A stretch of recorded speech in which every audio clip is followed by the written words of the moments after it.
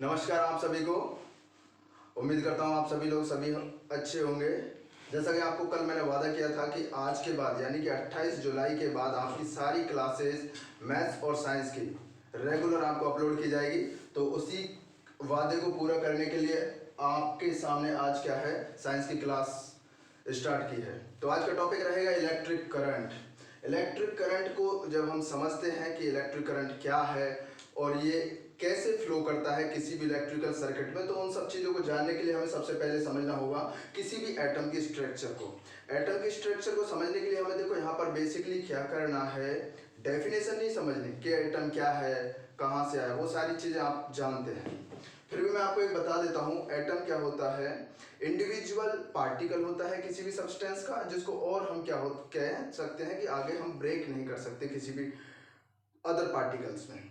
ठीक है, इसके तीन फंडामेंटल पार्टिकल्स हैं। पहला है हमारे पास इलेक्ट्रॉन, दूसरा है हमारे पास प्रोटॉन और तीसरा है हमारे पास न्यूट्रॉन। इलेक्ट्रॉन की जो डिस्कवरी की थी वो की थी जे थॉमसन ने इन 1897। और इलेक्ट्रिक चार्ज जो होता है इस पर वो होता है नेगेटिव, जिसकी वैल्यू है 1.6 इंटू 10⁻⁻19 कूलम। देन प्रोटॉन की जो डिस्कवरी की है वो की है गोल्डस्टीन ने, और ये की है 1886 में।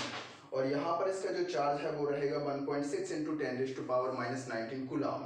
Third fundamental particle is neutron and it was discovered by James Chadwick in 1932 and it has zero charge. Okay, अब now electric current, how I can define electric current.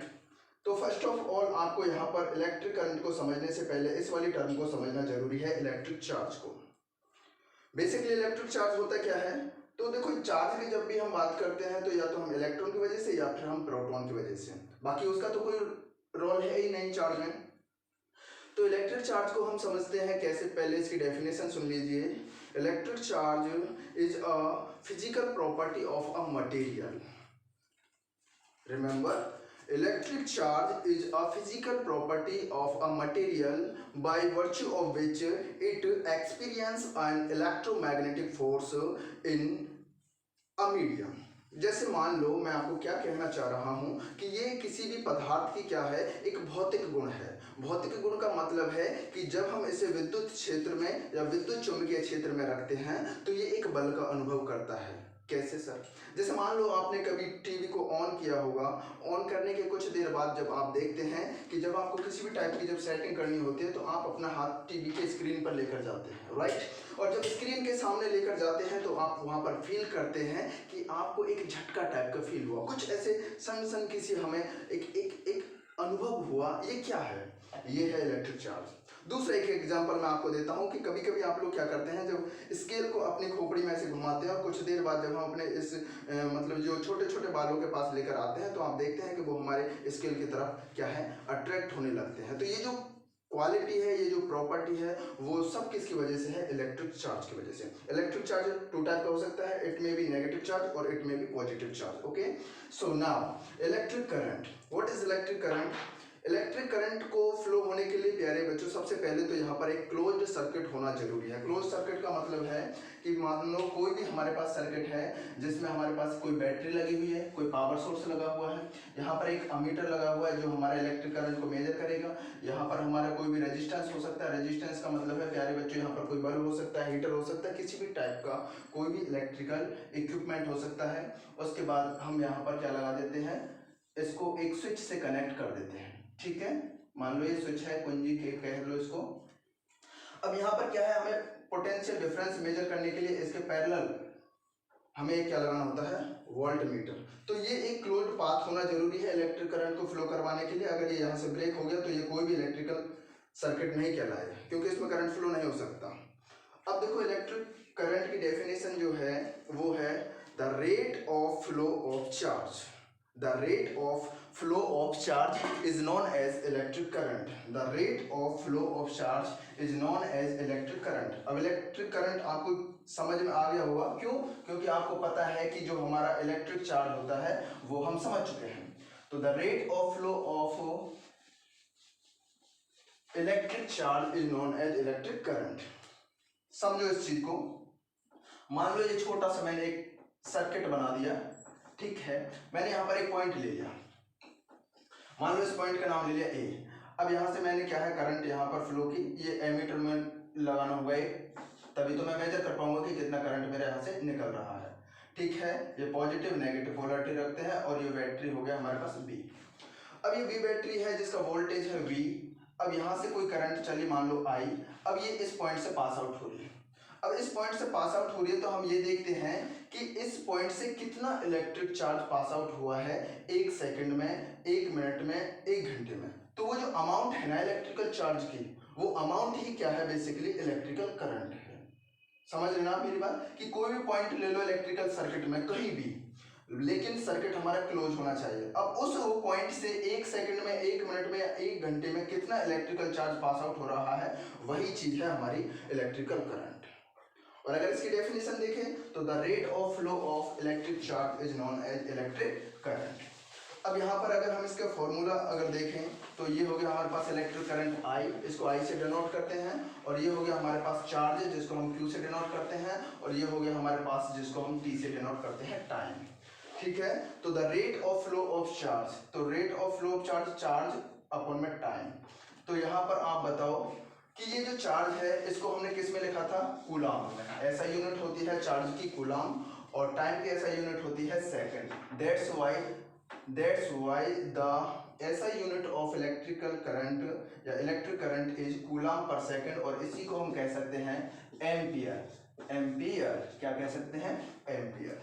आगे बात समझ में, इलेक्ट्रिक करंट क्या होता है, electric current is basically the rate of flow of charge and it is equal to I equal to Q upon में T, और ऐसा यूनिट की अगर हम बात करें कूलाम पर सेकंड, और we can say that it is ampere. Alright, अब यहाँ पर एक चीज देखो, ये जो Q है, इस Q को हम और अगर अच्छे से देखें, इसकी क्वांटाइजेशन प्रॉपर्टी अगर हम देखें, क्वांटाइजेशन प्रॉपर्टी ये कहती है कि कोई भी हमारा कितना भी बड़ा सर्किट क्यों ना हो, उस सर्किट में जो टोटल चार्ज होता है वो चार्ज बेसिकली किसका मल्टीपल होता है, वो मल्टीपल होता है चार्ज ऑन इलेक्ट्रॉन। ये जो E है बेसिकली क्या है, charge on electron 1.6 into 10⁻⁻19 coulomb. अब इसे प्लस माइनस लगाओ तो लगाओ, नहीं मत लगाओ, उसकी कोई हमें जरूरत नहीं है। आगे बात समझ में, तो Q is equal to N E. N क्या है, कोई भी इंटीजर नंबर, कोई भी इंटीजर नंबर, समझ गए आप, 1 2 3 सो। तो ये आपको याद रखना है, Q क्या होता है, एन ए। जैसे आपको एक क्वेश्चन कभी कभी बहुत बार पूछ लेता है कि calculate the total number of electrons in 1 coulomb charge, यानी 1 कूलम चार्ज में कितने इलेक्ट्रॉन्स होंगे। तो प्यारे बच्चों आपको इसमें यही फॉर्मूला यूज करना है कि Q is equal to N e. Q का वैल्यू 1 है, n हमें फाइंड आउट करना है, ये होता है 1.6 इंटू 10⁻⁻19। इसका डिवाइड दे दो तो n is equal to 1 upon 1.6 into 10⁻⁻19। उल्टा सीधा करेंगे तो ये पावर ऊपर जाएगी, प्लस में हो जाएगी, और यहाँ पर 1.6 का डिवाइड देंगे आप लोग, जब डिवाइड देंगे तो आपको मिलेगा 6.25 इंटू 10⁻18 इलेक्ट्रॉन्स। आगे बात समझ में, तो यहाँ पर 1 कूलम चार्ज में कितने इलेक्ट्रॉन होंगे, 6.25 इंटू 10⁻18। ठीक है, अब देखो कभी कभी क्या है एग्जाम में ये पूछ लेता है कि how you can define 1 ampere current. तो आपको क्या याद करना है कि I इक्वल होता है Q अपॉन में T। इस बार मैंने क्या ले लिया, Q का वैल्यू 1 कूलम और T का वैल्यू कितना ले लिया, 1 सेकेंड। अब प्यारे बच्चों एक बात बताओ, कोई भी इलेक्ट्रिकल सर्किट आपने लिया था, अभी मैंने आपको बताया था थोड़ी देर पहले, ये वाला पॉजिटिव नेगेटिव, ठीक है। अगर मैं यहाँ पर इस वाले पॉइंट A पर अगर मैं 1 सेकेंड के लिए वेट करता हूँ, 1 सेकंड के लिए वेट करता हूं, और मैं ये देखता हूं कि इस 1 सेकंड में कितना मेरा चार्ज पास आउट हो रहा है। अगर इसमें से 1 कूलम चार्ज पास हो रहा है, याद रखना आपको वेट करना है, लेकिन अगर 1 सेकंड में अगर 1 कूलम चार्ज हमारा इस पॉइंट से पास हो रहा है, तो आप कह सकते हैं कि इस इलेक्ट्रिकल सर्किट में जो 1 सेकंड में करंट फ्लो करेगी उसका वैल्यू क्या हो जाएगा प्यारे बच्चों, 1 एम्पियर। आई होप आपको समझ में आ गया होगा। यानी कि if the total charge pass through a point in a closed electrical circuit with in 1 second, then the current flowing through it is 1 ampere. आगे बात समझ में, यदि किसी विद्युत परिपथ में किसी भी बिंदु से 1 सेकंड में 1 कूलम आवेश प्रवाहित हो रहा है, तो परिपथ में बहने वाली धारा का मान 1 एम्पियर होगा। बस बहुत जल्दी जल्दी खत्म करो इन सबको, बहुत ज़्यादा टाइम नहीं है अपने पास, ठीक है, ये समझ में आ गया। इसके बाद हम चलते हैं अगला टॉपिक जिसका नाम है पोटेंशियल एंड पोटेंशियल डिफरेंस। ये बहुत ही ज़्यादा जरूरी है। काफ़ी बार लोग 10th 12th BA BSc सब कुछ कर लेते हैं, लेकिन 2 टर्म का कभी मतलब ही नहीं समझ पाते हैं। वो कॉम्प्रोमाइज करते हैं कि हाँ कुछ ऐसा ही होता होगा। अब मैं आपको एक बात बता देता हूँ, आपने थोड़ी देर पहले पढ़ा था इलेक्ट्रिकल या इलेक्ट्रिक चार्ज। इलेक्ट्रिक चार्ज, इस इलेक्ट्रिक चार्ज का क्या होता है प्यारे बच्चों, अगर ये इलेक्ट्रिक चार्ज हमारा स्टेशनरी फॉर्म में है, अगर एक पॉइंट पर हमारा ये है, तो ये अपने आसपास एक फील्ड जनरेट करता है और इस फील्ड का नाम है इलेक्ट्रिकल या इलेक्ट्रिक फील्ड। इसका नाम है इलेक्ट्रिक फील्ड। और अगर ये चार्ज हमारा मूविंग पोजीशन में, जैसे अभी यहाँ पर कुछ देर बाद अगर ये इस पॉइंट पर आ जाता है, तो ये अपने आसपास जनरेट करता है एक मैग्नेटिक फील्ड। क्या जनरेट करता है? एक मैग्नेटिक फील्ड। समझ रहे हैं आप मेरी बात को? तो देखो, जब ये स्टेशनरी फॉर्म में है केवल इलेक्ट्रिकल फील्ड जनरेट करेगा, इलेक्ट्रिक फील्ड जनरेट करेगा। लेकिन अगर ये हमारा मूविंग पोजीशन में है तो ये इलेक्ट्रिक फील्ड और मैग्नेटिक फील्ड दोनों जनरेट करेगा। अब हमें यहाँ पर ये कंसीडर करके चलना है कि हमारा ये जो चार्ज है वो क्या है? स्टेशनरी फॉर्म में है। स्टेशनरी फॉर्म में है तो इसने क्या किया कि यहाँ पर कुछ, ये हमारा मान लो चार्ज ले लिया मैंने Q, इसने एक इलेक्ट्रिक फील्ड यहाँ पर क्या है? जनरेट कर दिया। क्या कर दिया? जनरेट कर दिया। अब देखो, मुझे सबसे पहले समझना क्या है? मुझे समझना है पोटेंशियल डिफरेंस। अब ये जो Q है हमारा, ये पॉइंट A पर है। इतने बड़े स्पेस में ये कोई पॉइंट है A, उस पर ये हमारा चार्ज है Q। अब मैं क्या कर रहा हूँ, इस इलेक्ट्रिकल फील्ड में, ये मान लो आपको थोड़ा सा कंफ्यूजन रहेगा कि कहाँ गया इलेक्ट्रिकल फील्ड, तो ये इलेक्ट्रिकल फील्ड मैंने इस बॉक्स में बंद कर दिया, ठीक है। अब इसी इलेक्ट्रिकल फील्ड वाले बॉक्स में मैंने एक पॉइंट ले लिया, मान लो यहाँ पर B, ये पॉइंट B लिया मैंने। अब मैं क्या करता हूँ कि इस वाले चार्ज को, इस Q चार्ज को यहाँ से उठाकर यहाँ पर लाता हूँ। समझने की कोशिश करना, इलेक्ट्रिकल फील्ड में ही इस चार्ज को मैं एक पॉइंट से दूसरे पॉइंट पर लेकर आ रहा हूँ। अब एक बात बताओ, कोई भी चीज को आप उठाओगे तो आपको काम नहीं करना पड़ेगा क्या? काम करना पड़ेगा भाई। मैं करता हूँ, आप करते हो। तो यहाँ पर इस चार्ज को उठाएंगे तो भी काम करना पड़ेगा, चाहे कुछ भी कर, जीरो तो नहीं, चाहे पॉइंटों में कर, पर करेंगे तो आपसे। तो ये यहाँ से उठा के लेकर आए तो हुआ क्या? यही तो काम है जिसको हम कहेंगे क्या? Potential difference. समझो मेरी बात को कि विद्युत क्षेत्र में एकांक धनावेश को, एकांक का मतलब एक कूलम ले लो, तो विद्युत क्षेत्र में एकांक धनावेश को एक बिंदु से दूसरे बिंदु तक, क्या बात है, विद्युत क्षेत्र में एकांक धनावेश को एक बिंदु से दूसरे बिंदु तक लाने में किया गया कार्य क्या कहलाता है? हमारा दोनों बिंदुओं के मध्य पोटेंशियल डिफरेंस कहलाएगा, वोल्टेज डिफरेंस कहलाएगा, विभवांतर कहलाएगा। समझ गए ना? पोटेंशियल डिफरेंस कहो या वोल्टेज डिफरेंस कहो, बात एक ही है। तो दोबारा से सुन लो कि विद्युत क्षेत्र में एकांक धनावेश को एक बिंदु से दूसरे बिंदु तक लाने में किया गया कार्य क्या कहलाता है? दोनों बिंदुओं के मध्य विभवांतर कहलाता है। इंग्लिश मीडियम में आप लोग सुन सकते हैं इसको, the total work done to bring a unit positive charge from one place to another place in electrical field is known as potential difference between that points. Again, the total work done to bring a unit positive charge from one place to another place in electric field is known as potential difference between both points. तो यहाँ पर मान लो ये हमारे पास हो गया VA minus VB, यानी कि दोनों के बीच का जो डिफरेंस है वो कितना हो जाएगा? W अपॉन में Q, क्योंकि W क्या है? वर्क, और ये क्या है प्यारे बच्चों? Unit charge. तो वर्क का जो हमारा ऐसा यूनिट होता है वो होता है जूल, और चार्ज का जो होता है वो कूलम। तो बताओ, जूल पर कूलम, और इसी को हम बोल देते हैं सम्मान में क्या? वोल्ट। ये वोल्ट क्या है? एक आदमी का नाम है जो साइंटिस्ट है, तो उसके रिस्पेक्ट में, उसके ऑनर में हम क्या है, इसको जूल पर कूलम को क्या कह देते हैं? वोल्ट कह देते हैं। इतना समझ में आ गया आपको? आगे चलते हैं पोटेंशियल के बारे में। अब देखो, ये इलेक्ट्रिकल फील्ड को आप यहाँ पर ही रहने दो, इसको आप यहाँ पर ही रहने दो, इसकी जरूरत है। अब मैंने क्या किया कि यहाँ पर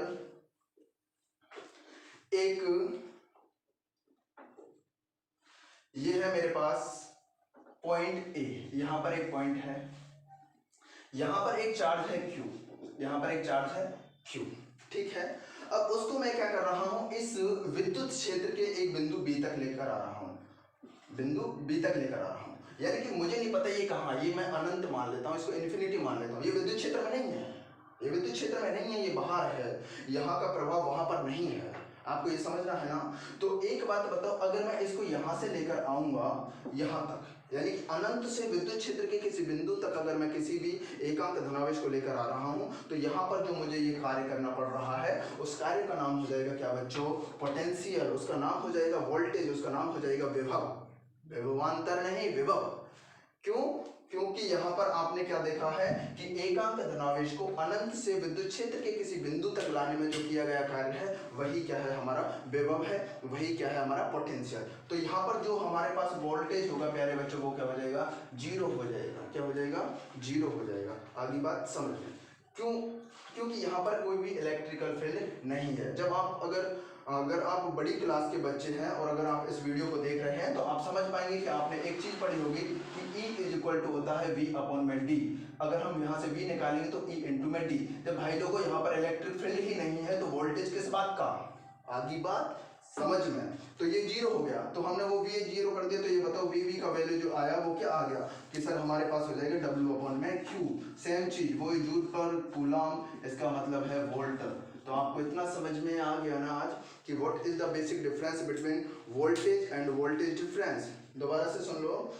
विद्युत क्षेत्र में एकांक धनावेश को एक बिंदु से दूसरे बिंदु तक लाने में किया गया कार्य दोनों के मध्य विभवांतर कहलाएगा। अनंत से एकांक धनावेश को विद्युत क्षेत्र के किसी बिंदु तक लाने में किया गया कार्य विभव कहलाएगा या फिर पोटेंशियल कहलाएगा। समझ में आ गया। एक और चीज, बहुत जरूरी चीज, किसी भी विद्युत परिपथ में हम एमीटर को हमेशा श्रेणी क्रम यानी कि सीरीज कॉम्बिनेशन में कनेक्ट करते हैं, जबकि जो वोल्ट मीटर है उसको हम पैरेलल कॉम्बिनेशन यानी कि समांतर क्रम में सेट करते हैं। शुक्रिया। लाइक सब्सक्राइब ठोक के।